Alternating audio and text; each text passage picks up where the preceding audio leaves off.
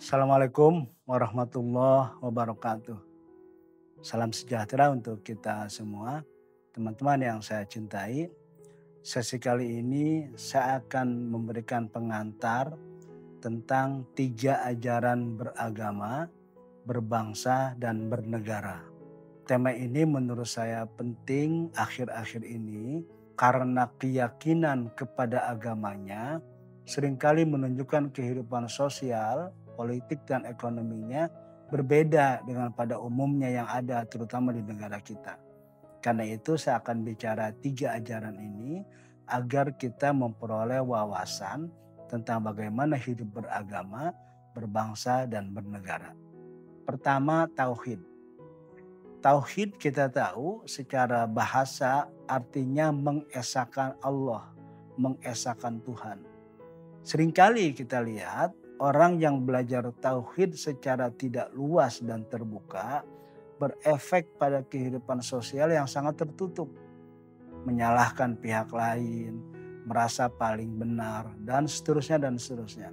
Padahal kalau kita lihat konsep kunci dari tauhid itu adalah bahwa yang esa, yang tunggal, yang suci, yang maha benar itu hanya Allah. Karena itu selain Allah relatif. Bisa salah, bisa benar. Karena itu efek yang paling penting dari tauhid itu adalah melahirkan sikap keterbukaan dan toleransi kepada orang lain di luar dirinya. Kenapa? Karena selain Tuhan, selain Allah, dia adalah relatif. Kita harus memandang yang semua perbedaan-perbedaan itu relatif.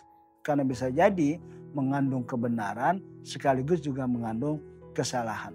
Teman-teman yang saya cintai, banyak orang hari ini dengan konsep tauhidnya itu justru membuat hidup malah menjadi tertutup, menjadi memutlakkan kebenaran dirinya dan memutlakkan kesalahan orang lain yang berbeda dengannya. Jika hal itu yang muncul, itu berarti kita bisa pastikan konsep dan kepercayaan kepada tauhidnya kurang memadai atau kita sebut saja tidak benar seperti yang diajarkan oleh Rasulullah Muhammad SAW. Karena tauhid kita artikan seperti apa yang tadi saya sampaikan, maka tema kedua adalah setiap kita harus siap untuk hidup dalam pluralisme. Tema pluralisme ini penting untuk kehidupan berbangsa dan bernegara. Di Indonesia letak pentingnya lebih lagi. Kenapa? Karena semua agama-agama dunia di Indonesia ada. Ditambah etnis, bahasa, pulau beribu di Indonesia ada. Karena itu pemahaman, konsep dan penerapan dari pluralisme ini menjadi mutlak untuk kita miliki. Kenapa? Karena kita tahu negara-negara Arab sekarang ini mereka gagal dalam membangun dan membuat sejahtera, membuat harmoni dan damai di kehidupan berbangsa dan bernegaranya.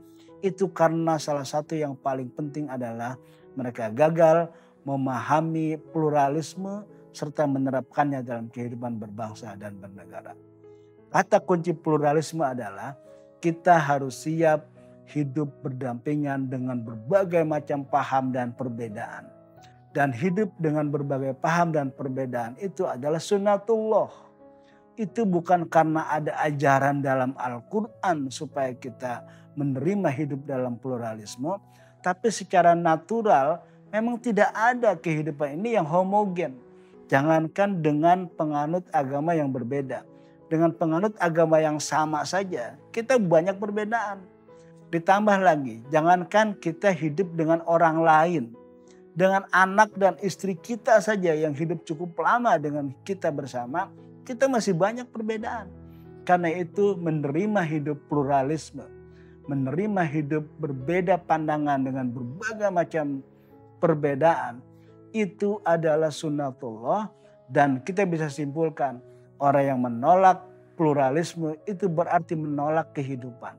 Teman-teman yang saya cintai, tema ketiga adalah ini konteksnya dalam negara kita, dalam hal keindonesiaan.